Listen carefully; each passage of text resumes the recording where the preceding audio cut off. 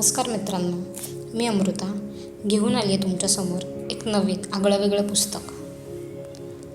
रेणुका गवरानी यांनी लिहिलेलं दी art of being alone हे पुस्तक.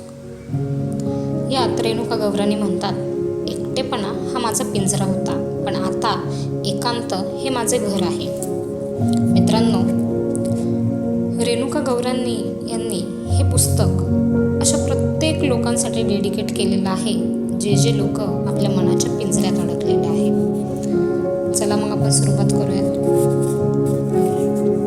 2013 ते 2017 दरम्यान अमेरिकेचे माजी सर्जन जनरल डॉक्टर विवेक मूर्ती यांनी अलीकडेच एका ठिकाणी लिहिले आहे, एकटेपणा व कमकुवत सामाजिक नातेबंध यांचा संबंध आयुर्मान घटनेशी आहे. हे प्रमाण दिवसाला 15 सिगारेट्स ओढण्यामुळे होणाऱ्या नुकसानाइतके आहे. ज्या लोकांना एकटेपणाची भावना असते त्या लोकांना आयुष्यात पुढे आरोग्यविषयक समस्या असण्याची अधिक शक्यता असते. हे दर्शवणारे भक्कम पुरावे मोठ्या प्रमाणात उपलब्ध आहेत. हे पुस्तक लिहिण्याची कल्पना रेणुका गवरानी यांच्या मनात आली तेव्हा त्यांनी आकडेवारी सादर करणारे पुस्तक लिहायचे नाही, तर या हृदयीचे त्या हृदयी पोहोचवणारे लेखन करायचे असं त्यांनी ठरवलं. आपल्याला त्याचीच तर गरज आहे, होय ना? आपण जगात किती लोक एकटे आहेत याचा किती विचार करतो, पण त्याच्या निम्म्यानेही आपल्याला एकटेपणाचा सामना कशा प्रकारे करता येईल हा विचार मात्र आपण करत नाही. हीच पहिली समस्या आहे. एकटेपणा ही अशी समस्या का मानली जाते? स्वतःसोबत वेळ घालवणे ही कल्पना इतकी नावडती का असते की आता त्याला एकटेपणा मानले जात असते, आणि त्याचा सामना करण्यासाठी काही झटपट उपाय व तंत्रे असायला हवेत असेही मानले जाते. स्वतःच्या सोबत करणे या कल्पनेची तुम्हाला भीती कशी काय वाटते?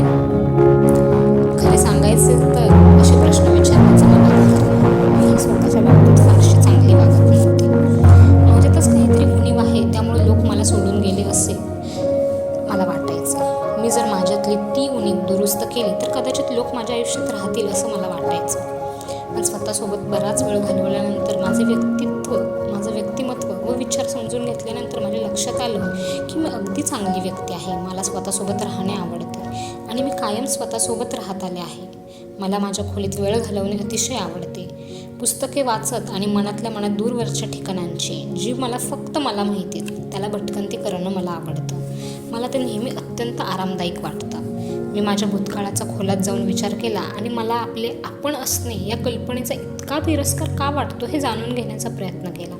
तसेच मला मित्रमैत्रिणींचा भला मोठा घोळका तर खरे तर कधीही नको असताना मी मैत्री जोडण्याचा प्रयत्न का करत होते याचाही विचार केला.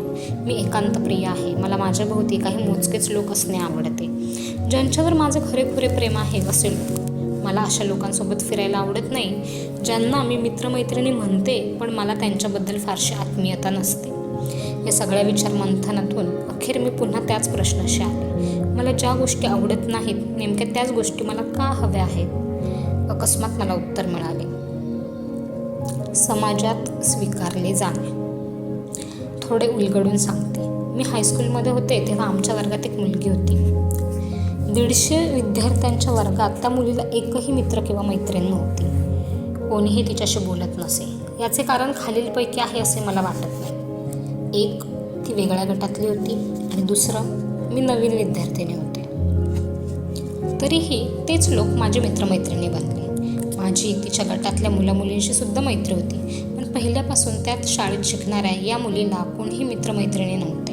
मी त्या मुलीला मधल्या सुट्टीत एकटीने डबा खाताना, वर्गात शेवटच्या ओळीत एकटीने बसताना, ज्या योगी ती लपली जाईल, आणि वॉशरूमला सुद्धा एकटीने जाताना पाहायचे.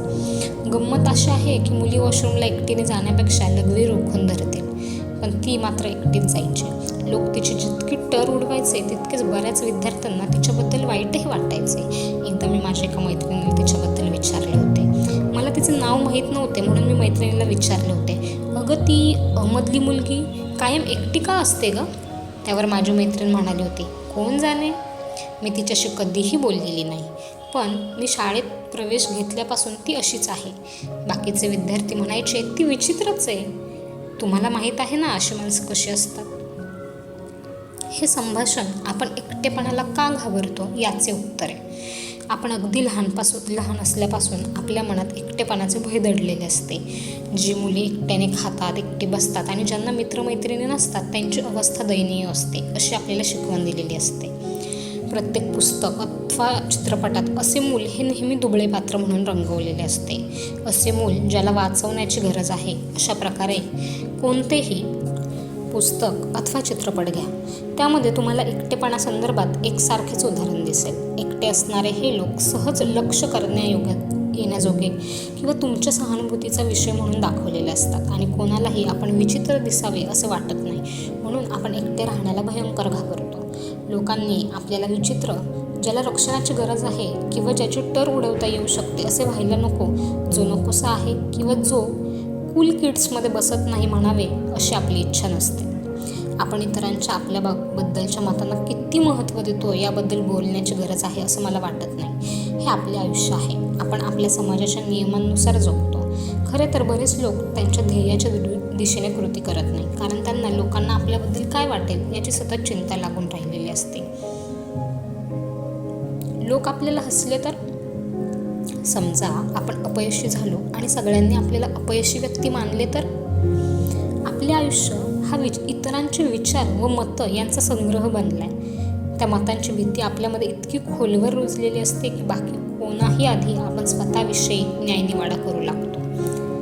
डेव्हिड फॉस्टर वॅलेस म्हणतात, लोक तुमचा विचार फार क्वचित करतात. हे जेव्हा तुमच्या लक्षात येईल तेव्हा इतर लोकांना काय वाटते याची काळजी करणे तुम्ही बंद कराल.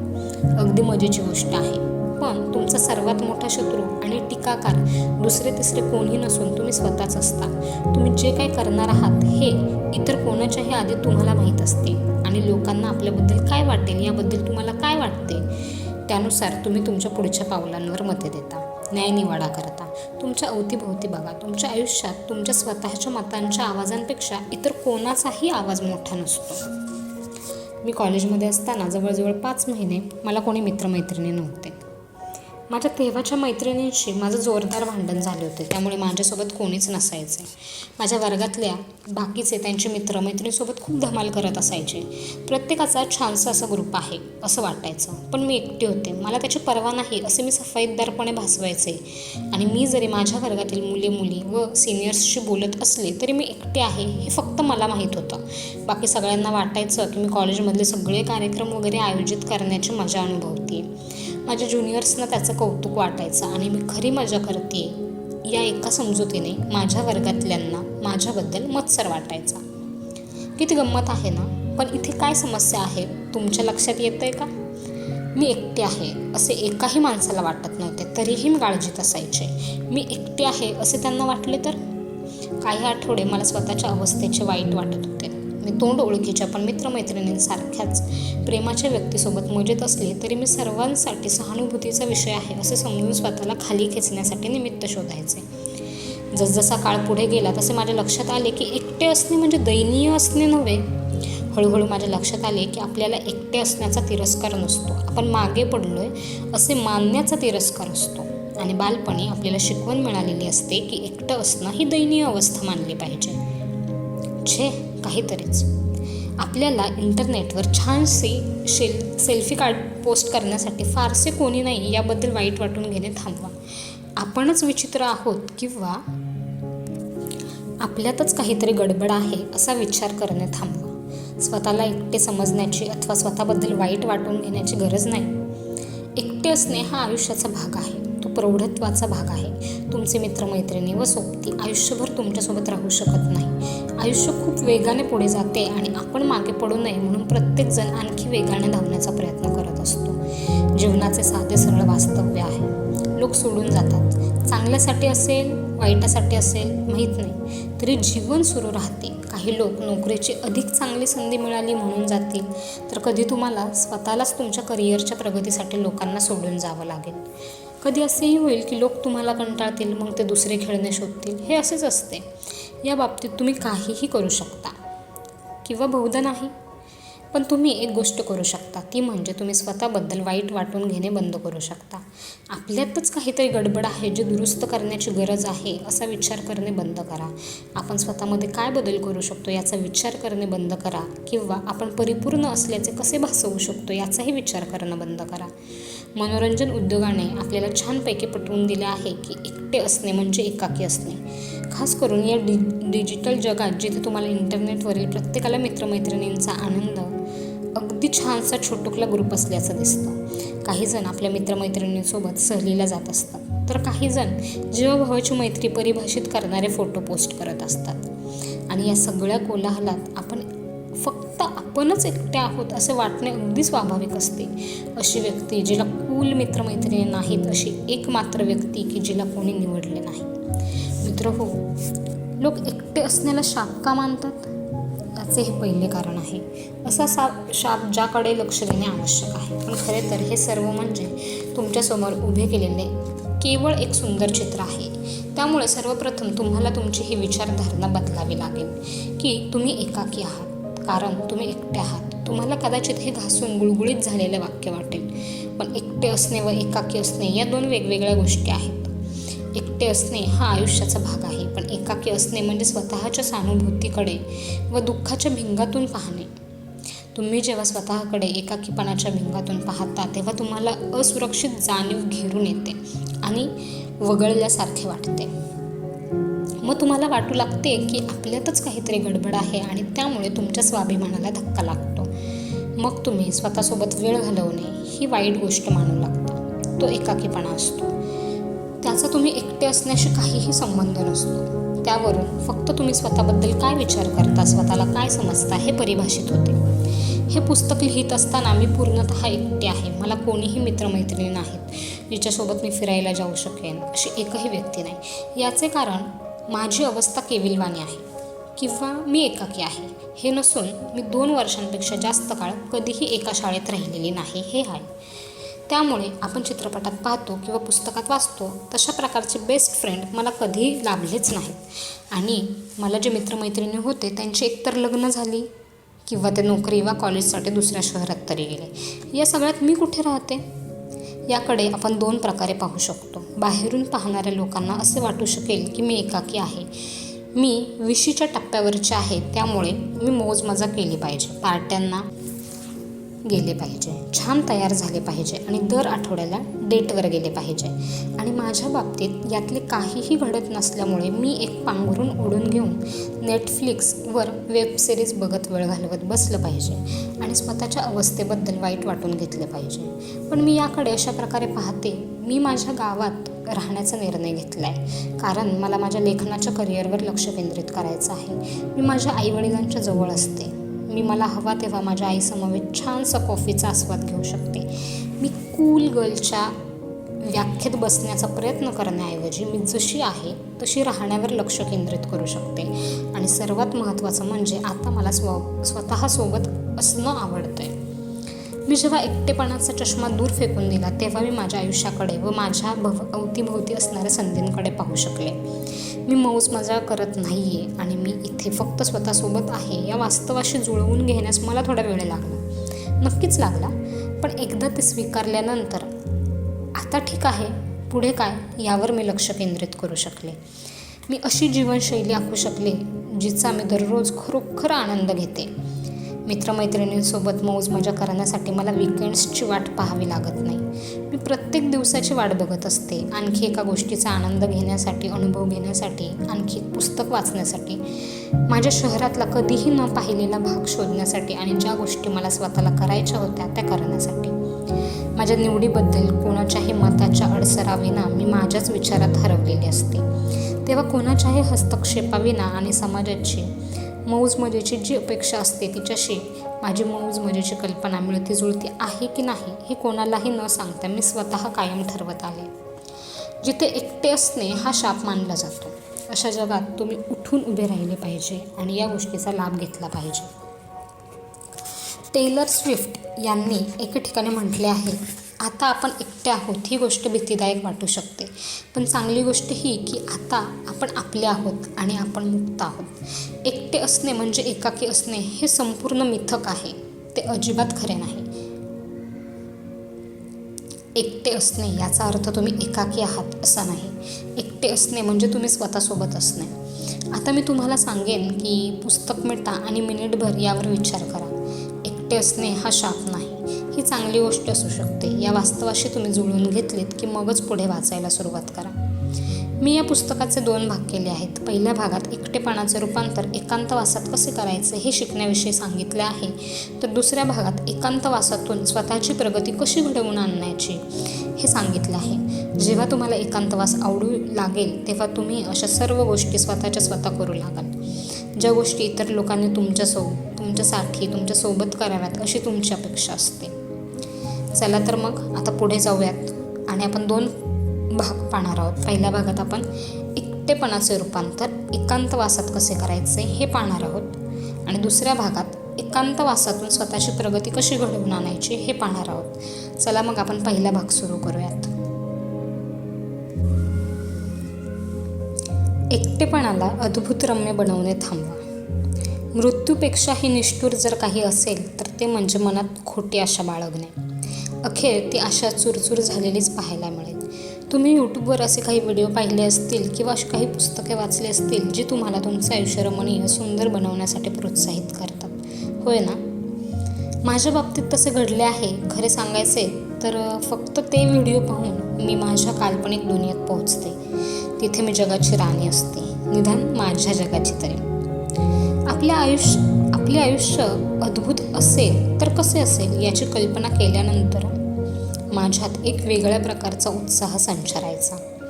अशी भावना व्हायची जी मी शब्दात सांगू शकत नाही. आता तुमच्या मनात येईल, रेणुका, जर तुला रम्य आयुष्याची संकल्पना इतकी आवडते तर तू मला ती न मानण्याबाबत का सांगते आहेस?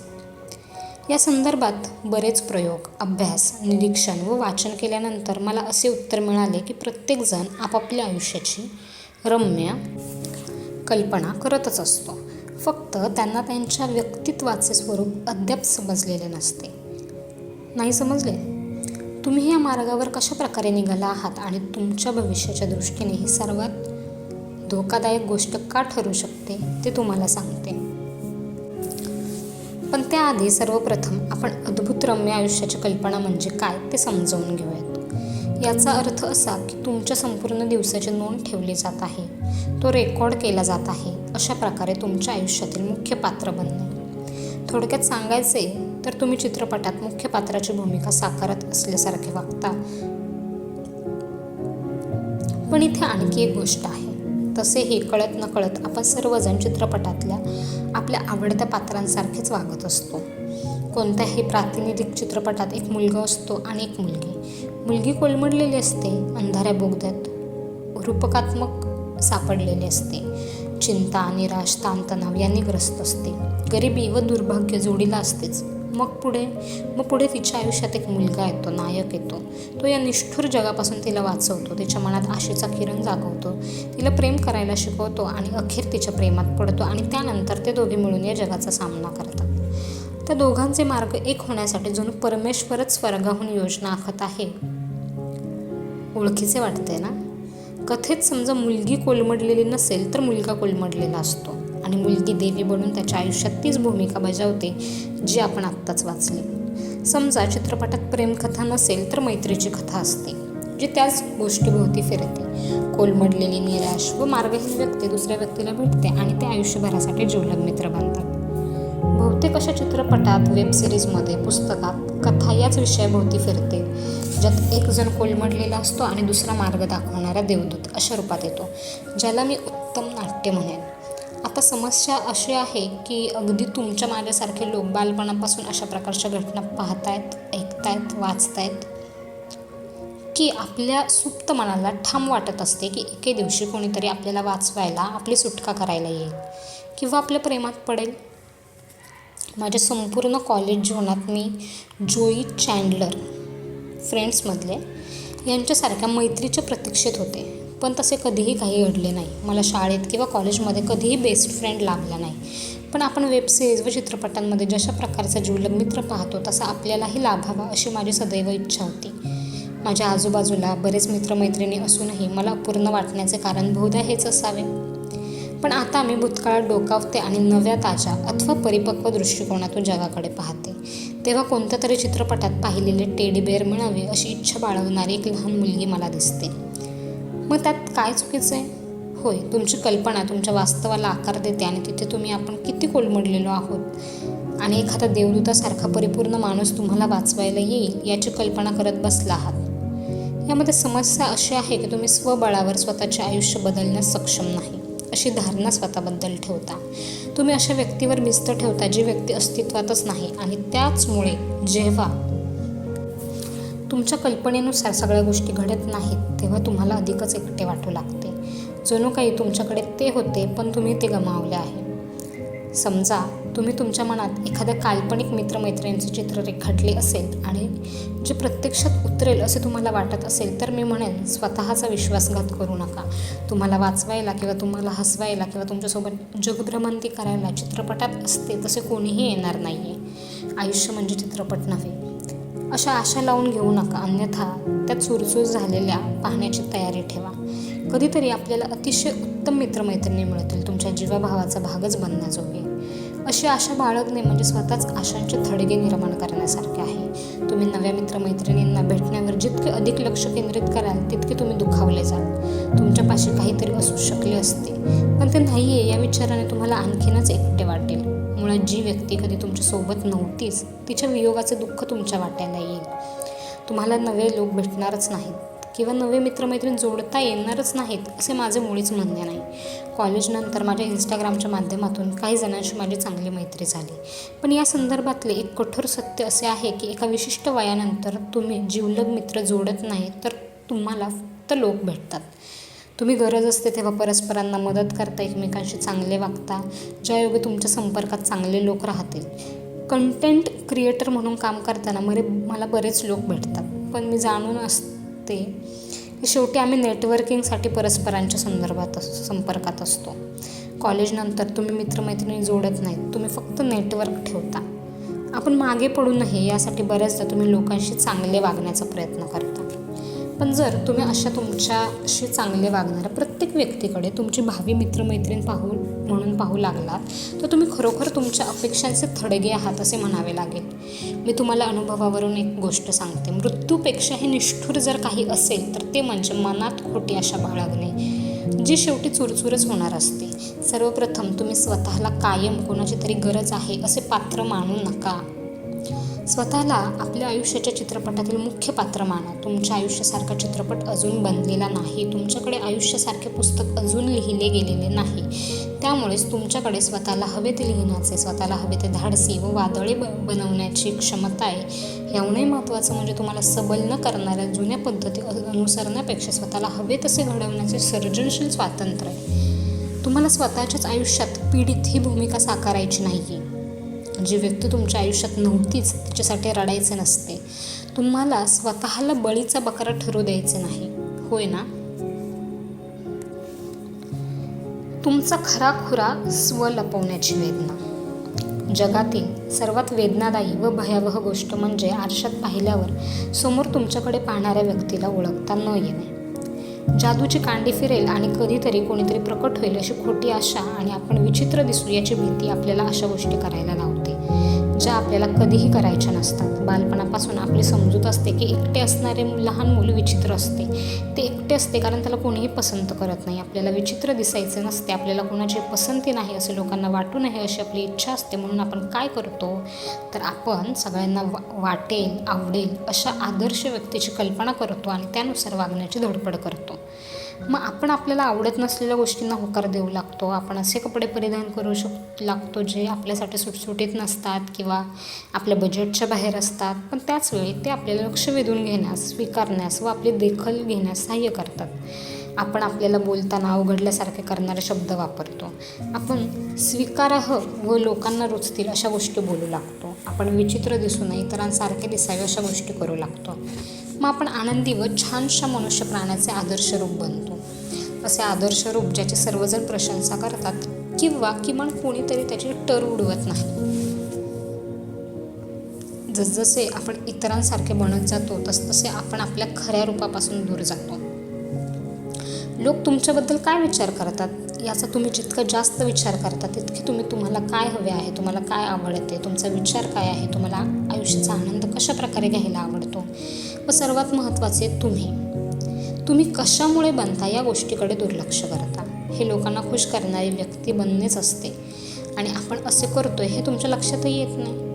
आपण आदर्श चौकटीत बसले पाहिजे या अपेक्षेतून तुम्ही जे कोणी बनलेले असतात ते आणि तुम्ही खरोखर जे असतात ते यातील तफावत इतकी वाढत जाते की तुम्हाला स्वतःलाच ओळखणे अवघड होऊन बसते आणि त्यातूनच एकटेपणाचा जन्म होतो. आपल्या जातकुळीच्या व्यक्ती सापडतील या आशेतून लोक आपण सर्वात स्वीकार्ह कसं बनू शकतो हे बघतात आणि त्यामुळे ते स्वतःचा खराखुरा स्व हरवून बसतात. म्हणूनच आपण स्वतःसोबत घालवलेल्या वेळाला एकाकी असे म्हणतो. तुमच्या आजूबाजूला लोक नसतात तेव्हा एकटेपणा येत नाही. जेव्हा तुम्हाला तुमच्या अंतरंगात तुम्ही स्वतःच सापडत नाही तेव्हा एकटेपणा येतो. ज्या क्षणी तुम्हाला तुमचा खराखुरा स्व हरवल्याची जाणीव होते त्या क्षणी एकटेपणा तुमच्या अंतरंगात घर करतो. तुमच्या आजूबाजूला भरपूर लोक असतात आणि तरीही जेव्हा तुम्हाला एकटे वाटते तेव्हा तो एकटेपणाचा सर्वात वाईट प्रकार असतो. अशा वेळी जणू तुम्ही स्वतःचीच जाणीव उरत नाही, जणू तुम्ही तिथे नसतातच. आणि याहीपेक्षा मजेशीर काय असते ते सांगू का? तुम्हाला चौकटीत फिट व्हायचे असते म्हणून तुम्ही वास्तवात जसे नाही तसे बनण्याचा प्रयत्न करू लागतात, पण त्यामुळे तुम्हाला स्वतःसोबत राहण्याचा तिरस्कार येऊ लागतो. मला सांगा, जी व्यक्ती स्वतःलाच स्वीकारत नाही तिला इतर कोणी कसे स्वीकारेल? ज्या व्यक्तीला स्वतःसोबत वेळ घालवायला आवडत नाही त्या व्यक्तीसोबत इतर कोणाला वेळ घालवणे कसे आवडेल? हे सगळे तुम्हाला कुठे घेऊन जाते? कुठेही नाही. लोकांनी आपल्याला स्वीकारावे, आपल्यावर प्रेम करावे हा उद्देश साध्य करण्याच्या शर्यतीत तुम्ही स्वतःलाच हरवून बसता. मी माझे बरेचसे आयुष्य लोकांना चांगले वाटावे या प्रयत्नात घालवले, ज्यायोगे मी आदर्श व्यक्ती बनू शकेन. मला जेव्हा घरीच राहून पुस्तक वाचायची इच्छा असेल तेव्हा मी बाहेर जायला होकार दिलेला आहे. मला कंटाळा आल्यामुळे किंवा काही काम असल्यामुळे तिथून निघावे असे वाटत असतानाही मी बोलत व हसत राहिले आहे. एखाद्या ठिकाणी नेहमीचे साधे कपडे घालून जावं असं वाटत असताना सुद्धा मी छान तयार होऊन गेली आहे. आणि हे सगळे कशासाठी? तर लोकांना मी जशी असायला हवी आहे तसे बनण्यासाठी. परंतु त्यावेळी माझ्या ही गोष्ट लक्षात आली नाही की कदाचित मी इतरांसाठी आदर्शवत बनले असे नाही, पण मला स्वतःचेच आदर्श रूप बनायचे होते. त्याचे काय? मला स्वतःबद्दल काय वाटते, माझे स्वतःबद्दल काय मत आहे, मला काय आवडतं काय आवडत नाही, मला कशाची भीती वाटते, मला माझ्या दैनंदिन जीवनात कराव्याशा वाटतात, अशा कोणकोणत्या गोष्टी आहेत. आणि तरीही मी त्या करत नाही, कारण मी माझ्या आतला आवाज दाबून टाकण्यात कुशल बनले आहे. मला माहीत आहे हे सगळे माझ्याच बाबतीत घडते असे नाही, आपल्या सर्वांची अशीच अवस्था आहे. अगदी बालपणापासून आपण एकमेकांशी स्पर्धा केली आहे. कोणाचे मूल जास्त गोड, जास्त हुशार अथवा जास्त बुद्धिमान आहे? तर आपण आपल्या आईवडिलांना आपला अभिमान वाटावा म्हणून स्वतःच्या परिपूर्ण रूपात येण्याचा प्रयत्न तरी करतो, किंवा आपण कॉलेजमधल्या सर्वात लोकप्रिय गटाचा भाग बनण्यासाठी कूल दिसण्याचा प्रयत्न तरी करतो. ही शर्यत आपण इतका दीर्घकाळ धावलो आहोत की आपले खरे स्व आपल्या व्यक्तित्व बदलाच्या गतीशी मेळ राखू शकलेले नाही. आपल्याला खराखुरा स्व सामाजिक आणि कॉर्पोरेट शिष्टाचारांच्या पापुद्र्याखाली खोलवर दडलेला असतो. आपल्या मनाला ज्या नवनव्या गोष्टी करून पाहायच्या असतात त्या गोष्टी करण्याऐवजी आपण कूल वाटणाऱ्या गोष्टी करतो. मला सतत नव्या गोष्टी करायच्या असतात, मला बऱ्याच नव्या गोष्टी शिकायच्या असतात, पण त्यासाठी मला वेळ नसतो. आणि तरीही जर माझ्या कोणाही मित्रमैत्रिणींनी फोन करून त्यांची रडकथा ऐकवली तर मी त्यांना माझा आधार वाटावा म्हणून शांतपणे ऐकून घेते. आपल्या हे लक्षात येत नाही की जसे आपण आपल्याकडे दुर्लक्ष करणाऱ्या लोकांशी बोलणे बंद करतो, तसेच आपण आपल्या मनाला सतत गप्प बसवत राहिलो तर ते आपल्याशी संवाद थांबवते. एखाद्या दिवशी जेव्हा तुम्ही एकटे असता, तुमच्यासोबत भटकायला किंवा तुमच्यासोबत छान छान फोटो काढायला कोणीही नसते, तेव्हा तुम्हाला स्वतःसोबत वेळ घालवणे वेदनादायी वाटते. का? कारण तुमच्या आतमध्ये इतके काही दडपलेले असते की तुम्ही त्यावरचे पापुद्रे दूर करायला बसलात तर वर्षानुवर्ष जातील, पण तुम्हाला तुमचा खरा स्व गवसणार नाही. म्हणूनच मी म्हणते, असे काही दिवस असतात जेव्हा तुम्हाला इतर कोणाची जितकी आठवण आली नसेल तितकी स्वतःचीच आठवण येते. मी काही मानसशास्त्रात पारंगत नाही किंवा थेरपिस्ट नाही, त्यामुळे मानवी मेंदूत काय घडते याबाबत सांगू शकत नाही, पण मी माणूस आहे आणि मला माणसाच्या हृदयात काय चालते ते माहीत आहे. आपण सर्वजण आपल्या भोवतीच्या लोकांना खुश करण्याच्या एकाच प्रकारच्या चक्रात अडकलो आहोत. ज्यायोगे आपण अधिक स्वीकार्य बनू व आपले अधिक कौतुक होईल असे आपल्याला वाटत असते. यामध्ये आपण आपल्याला काय वाटते आहे याकडे दुर्लक्ष करतो, कारण त्यासाठी वेळ कोणाला? आपल्याला ज्यामध्ये खरा आनंद लाभतो अशा गोष्टी आपण करत नाही, कारण बहुधा ती जुनी कल्पना झाली. दिवसागणिक हे ओझे वाढतच जाते आणि दररोज तुमच्यापासून दूर दूर जातो. तुमच्या प्रतिमा धूसर होतात आणि स्वतःच्या अंतरंगात खोलवर डोकावणे वेदनादायी बनते.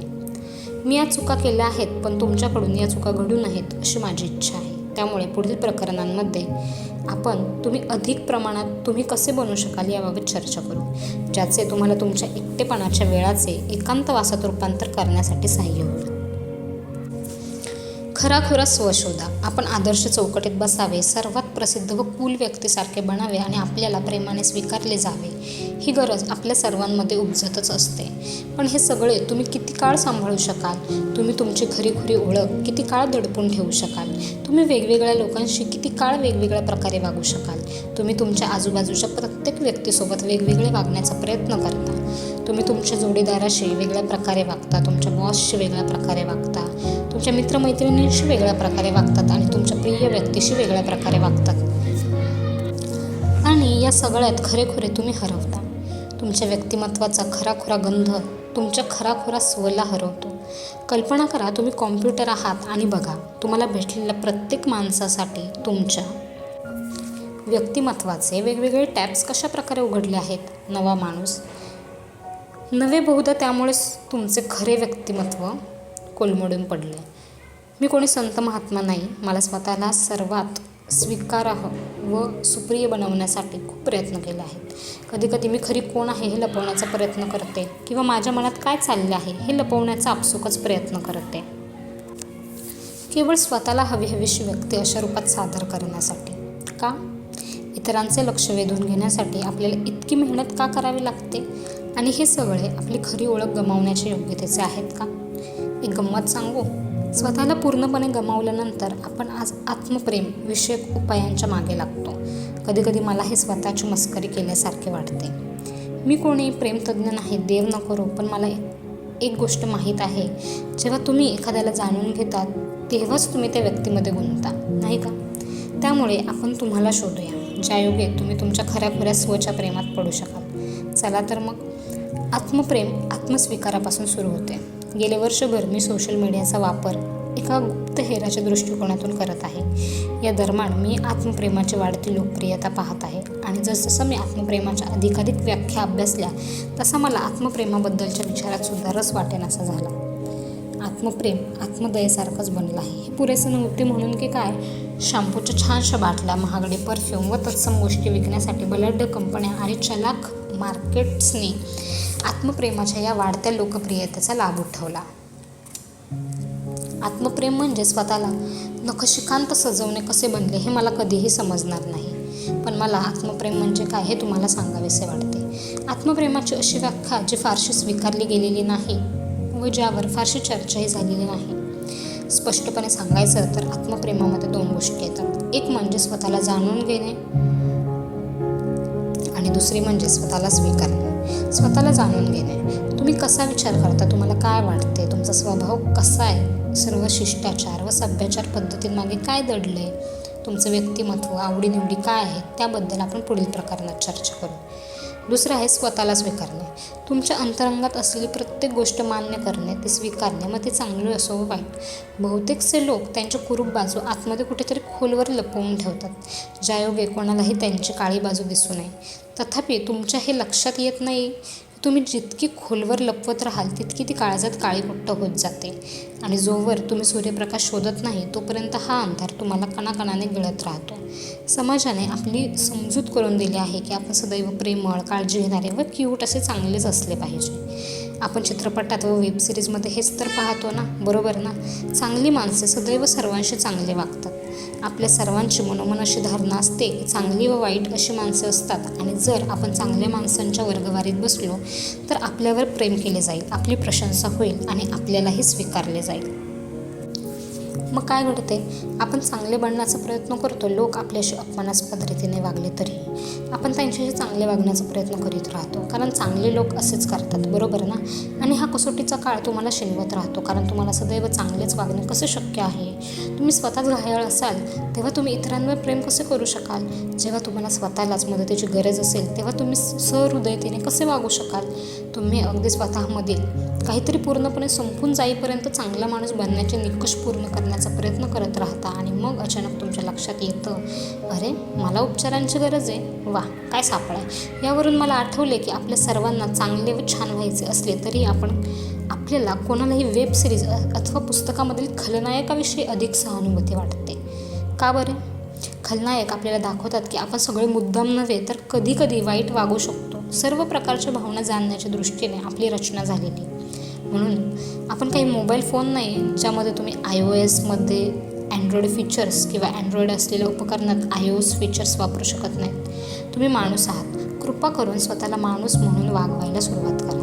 खलनायक आपल्याला शिकवतात की आपली काळी बाजू म्हणजे आपण नाही, पण तरीही ती आपला भागच असते. गुड गर्ल किंवा गुड बॉय च्या वर्गवारीत न येणाऱ्या गुणवैशिष्ट्यांचे समाज फारसे स्वागत करत नसल्यामुळे आपण आपल्याला जे मनापासून जाणवते, वाटते व अतिशय आवडते ते आपल्या आतमधील सगळे फक्त दडपण्याचाच प्रयत्न करतो. तुम्ही किंवा मी आपल्या आतला आवाज दाबायला कधी सुरुवात केली कोण जाणे, पण आपण ते इतकी यशस्वीरित्या केलं आहे की आपल्या आत्मप्रेमाची व्याख्या बाह्य जगात शोधतो.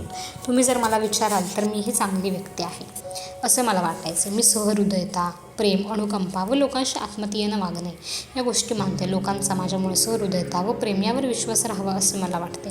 पण त्याचवेळी मला माहीत आहे की मी परमेश्वर नाही. मी चुका करते, अशा चुका ज्यामुळे काही वेळा लोक दुखावले जातात. परंतु चुका करण्याबद्दल किंवा लोकांशी नातं तुटू देण्याबद्दल किंवा मला जे वाटते ते बोलून दाखवल्याबद्दल मला स्वतःचा फारसा तिरस्कार वाटतो आणि मी स्वतःवर प्रेम करू शकत नाही. त्यामुळे कृपा करून आपण हा खेळ थांबवायचा का? तुमची काळी बाजू अस्तित्वातच नाही असे भासवणे तुम्ही कृपा करून थांबवाल का? तुम्हाला चांगल्या प्रकारे समजावे यासाठी मी माझ्याच आयुष्यातील एक उदाहरण सांगते. मी आधी म्हटल्याप्रमाणे माझी लोकांशी चांगले वागण्याची इच्छा असते, ज्यामुळे मी कोणाच्या अश्रूंचं कारण बनणार नाही. परंतु 2 वर्ष सातत्याने आत्मपरीक्षण केल्यानंतर माझ्या लक्षात आलं की कधीकधी मी स्वार्थी पण वागू शकते. होय, हे खरे आहे. मी संपूर्णतः आदर्श नाही किंवा परमेश्वर नाही. बऱ्याचदा माझ्या मित्रमैत्रिणींपेक्षा स्वतःला प्राधान्य दिले. माझ्या या संपूर्ण आत्मप्रेम मोहिमेने माझ्या लक्षात आणून दिले की स्वतःला स्वार्थी व्यक्ती म्हणून स्वीकारायला काहीच हरकत नाही. It's okay. हे माझ्या बाबतीतले एक वास्तव आहे. मला माहिती आहे चांगल्या लोकांनी स्वार्थी असणे अपेक्षित नसते, पण मी आहे. याबद्दल एकतर मी स्वतःचा तिरस्कार करू शकते किंवा माझ्या या गुणाचा माझ्या भल्यासाठी वापर करू शकते. तसंच स्वतःला, स्वतःच्या आनंदाला, स्वतःच्या करिअरला इतर कशाहीपेक्षा प्राधान्य द्यायला शिकवू शकते. माझ्या संदर्भात या एका वास्तवाने मी नातेसंबंधांमध्ये मित्रमैत्रिणी व कुटुंबासोबतच्या कशी वागते ते माझ्या लक्षात आणून दिले. मी माझे वागणे जाणून असल्यामुळे आता मी कायम स्वतःच्या सीमारेषा अशा सुस्पष्टपणे आखते की माझ्याकडून काय अपेक्षा ठेवायच्या हे लोकांना कळले पाहिजे. हीच सुस्पष्टता तुमच्या स्वतःशी व इतरांशी असलेल्या नात्यात शांती आणते. जर तुम्ही स्वतःलाच ओळखत नसाल तर तुम्ही प्रत्येक व्यक्तीसोबतच्या नात्यात त्याच चुका कराल आणि मग जर लोक तुम्हाला सोडून गेले तर तुम्ही विचार करत बसला की कोणालाच माझ्यासोबत का राहायचे नाही. कदाचित मीच प्रेम करण्यायोग्य नसेल किंवा माझ्यातच काहीतरी खोट असेल, त्यामुळे लोक माझ्यापासून दूर जातात. मित्र हो, आत्मप्रेम म्हणजे फक्त फेसात डुंबत अंघोळ करणे आणि महागड्या सौंदर्य प्रसाधनांचा थर चढवणे आणि त्याला सेल्फ केअर डे म्हणणे नसते. त्यावरून फक्त तुमची जीवनशैली परिभाषित होते. आत्मप्रेम म्हणजे स्वतःबद्दलची प्रत्येक गोष्ट जाणून घेणे, मग ती कितीही वाईट अथवा काळीकुट्ट असो, आणि स्वतःला त्यासह स्वीकारणे. आत्मप्रेम म्हणजे स्वतःतील उणिवा कोणालाही दिसू नयेत म्हणून स्वतःच्या आतमध्येच दडवून ठेवण्याऐवजी त्यांचे रूपांतर तुमच्या बलस्थानात कसे करायचे हे जाणून घेणे. आत्मप्रेम म्हणजे दररोज स्वतःच्या वर्तन पद्धती अभ्यासण्यासाठी स्वतःला प्राधान्य देणे, आपल्या वर्तनाचे परीक्षण करणे आणि आपल्या विचारांकडे काही वेळा ते फुटकळ असले तरीही लक्ष पुरवणे होय. आत्मप्रेम म्हणजे तुमच्या अंतरंगात खोलवर एक घर तयार करणे, जिथे तुम्ही स्वतःसोबत राहू शकता. घाव भरून येण्याची, काहीही भासवण्याची अथवा परिपूर्ण बनण्याची चिंता तिथे तुम्हाला नसते. तुम्ही चांगुलपणाच्या मुखवट्याखाली तुमची काळी बाजू न लपवण्यामुळे सुंदर बनता.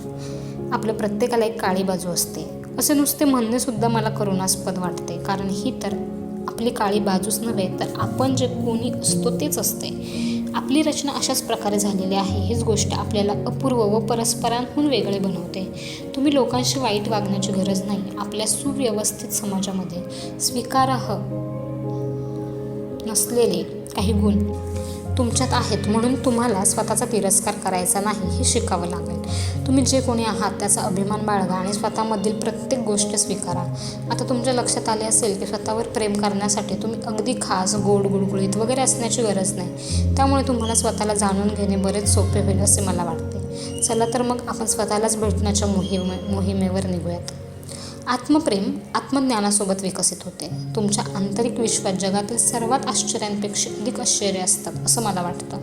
मला वाटतं की तुम्हाला स्वतःला जाणून घेता येण्यासाठी मला तुम्हाला काही युक्त्या व तंत्रे सांगता यावीत. तुम्हाला अनुसरता येईल अशी योजना किंवा व्हिडिओ देता यावा. पण दुर्दैवाची गोष्ट म्हणजे तुम्ही असा एखादा विषय नाही आहे ज्याचा तुम्ही फक्त अभ्यास करू शकाल, तो समजून घेऊ शकाल आणि पुस्तक मिटवू शकाल. तुम्ही माणूस आहात, होय, ही काही नवी कोरी माहिती नाही. आता अनावश्यक न ताणता सांगते. माणूस म्हणून आपण झपाट्याने बदलतो, आपण उत्क्रांत होतो, आपले प्राधान्यक्रम बदलतात, आपली कार्यशैली बदलते, आपल्या पसंतीच्या गोष्टी बदलतात. तुम्हाला काल ज्या गोष्टीचा उपयोग झाला असेल तिचा उद्या तुम्हाला उपयोग होणार नाही. 3 महिन्यांपूर्वी जी गोष्ट आवडली असेल ती आज तुम्हाला आवडेलच असं नाही. 7 महिन्यांपूर्वी तुम्हाला ज्या गोष्टी ज्या पद्धतीने वेळ घालवणं आवडत होते तेच आज तुम्हाला कदाचित अजिबात आवडणार नाही. त्यामुळे माफ करा, पण मी तुम्हाला अशा कुठल्या युक्त्या अथवा उपाय सांगू शकत नाही जे कागदावर अतिशय उत्तम वाटतील, त्या क्षणी तुम्हाला प्रेरणा देतील, नंतर ते न अनुसरल्याबद्दल तुम्हाला अपराधी वाटायला लावतील. हे स्वयंसहाय्य विषयक पुस्तक आहे आणि मी तुम्हाला काही छान छान वाटणारी तंत्रे सांगणे अपेक्षित आहे. हे मला माहिती, पण मित्र हो, तुम्ही एखादा सातत्यपूर्ण आत्मसुधारणा प्रकल्प नाही आहात. स्वपर्यंत पोहोचणे, स्वतःला जाणून घेणे हे एका दिवसाचे काम अथवा 3 आठवड्यांचा प्रकल्प नाही. ही आयुष्यभराची वाटचाल आहे. आपण चित्त विचलित करणाऱ्या जगात राहतो आहोत. आपल्याला कधीच हवीहवीशी नसलेली एखादी गोष्ट बाकी सगळ्यांकडे असते किंवा बाकी सगळेजण त्या गोष्टीचा आनंद लुटत असतात. नेमकी अशीच गोष्ट आपल्याला मिळावी असे आपल्याला क्षणार्धात वाटू लागते. जिथे तुमच्या भोवती सतत कोलाहल असतो अशा जगात स्वतःच्या आतमध्ये खोलवर असलेल्या आवाजाच्या संपर्कात राहणे अवघडच असते. मी पुन्हा सांगते, स्वतःला जाणून घेणे व स्वतःला न गमावणे ही आयुष्यभराची प्रक्रिया आहे. या संदर्भात मला काही गोष्टींचा उपयोग झाला, त्यांचा तुम्हालाही उपयोग होईल अशी मला आशा आहे. मी आजवर ज्या गोष्टी अनुसरत राहिले ते कुठले झटपट उपाय नाहीत, तर त्या नित्य सवयी आहेत. या गोष्टी आचरणात आणण्यासाठी सज्ज व्हा. तुमच्या मनाला थेट सामोरे जा. लपून बसणे आनंददायी असते तर न सापडणे हे अनर्थकारी असते असं D.W. विनिकॉट म्हणतात. तुम्ही जेव्हा एकटे असता तेव्हा तुमचा सामना फक्त एकाच मनाशी, तुमच्या स्वतःच्या मनाशी होत असतो. काही जणांनाही चैन वाटते तर काही जणांनाही शिक्षा. तुम्ही एकटे असतात त्या वेळात तुम्ही तुमचे असता. ज्या गोष्टी चुकल्या असतील किंवा तुमच्या आयुष्यात ज्या गोष्टी चुकीच्या ठरू शकतील अशा प्रत्येक गोष्टीपासून तुमचे मन तुम्हाला मागे ओढते. अनावश्यक काळज्या निर्माण करण्यासाठी तुमचे मन युक्त्या करते. जेव्हा कोविड-19ने जगाला तडाखा दिला आणि आपल्याला घरात राहणे भाग पडले तेव्हा मी माझ्या मनाचा सखोलपणे शोध घेतला. सुरुवातीला मला ही शिक्षाच वाटली, कारण माझे मन दर मिनिटाला जे 1000 विचार निर्माण करत होते ते ऐकून घ्यायला तयार नव्हते. त्या क्षणी माझ्या लक्षात आले की माझे मन कधीच झोपत नाही आणि चिंता करण्यासाठी मला सदैव निमित्त देते.